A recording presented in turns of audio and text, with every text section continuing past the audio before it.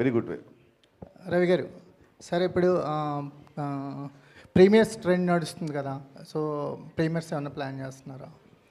Premieres ఏం అనుకోలేదండి. ఎందుకు 27th నైట్కి 28th మార్నింగ్ పెద్ద తేడా ఉందండి.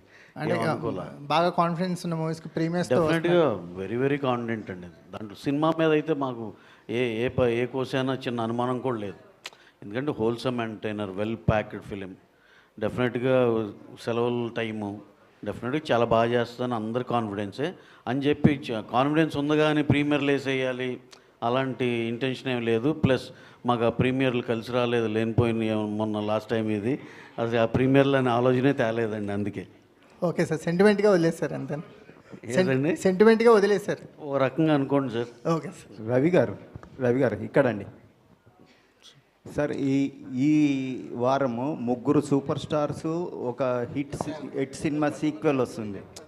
ఈ 4 సినిమాల మధ్య ఈ సినిమా వేయడం వెనుక కారణం ఏంటి?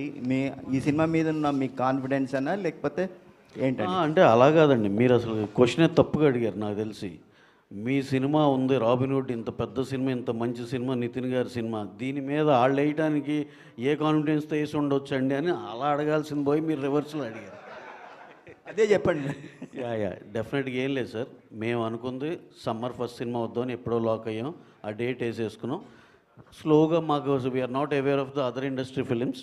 ఇప్పుడు ఎంపురన్ కూడా ఇదే డేట్ అని నిజంగా మాకు తెలియదు, వీరధీరసుర కూడా తెలియదు. కాకపోతే మా వంశీకి ఉన్న ఇప్పుడు నెట్ఫ్లిక్స్ కమిట్మెంట్లు కానీ వీటితో మీకు తెలియదే ఉందండి. ఆ డేట్ కాకపోతే కనుక వాళ్ళ సైడ్ నుంచి ప్రాబ్లమ్స్ ఉంటున్నాయి కదా, దానివల్ల అతను కూడా అక్కడ రావాల్సి వచ్చింది. ఓకే 2 సినిమాలు కదా, అది వేరే జోనర్, మంద వేరే జోనర్ అనుకున్నాం. ఇంకో 2 సినిమాలు అడిషనల్గా వచ్చినాయండి. అంతేగాని ఇలా 4 ఉన్నప్పుడు మనం ఉండాలి అని ప్లాన్డ్గా అలా చేసింది కాదు. మా ఇంటెన్షన్ ఏంటంటే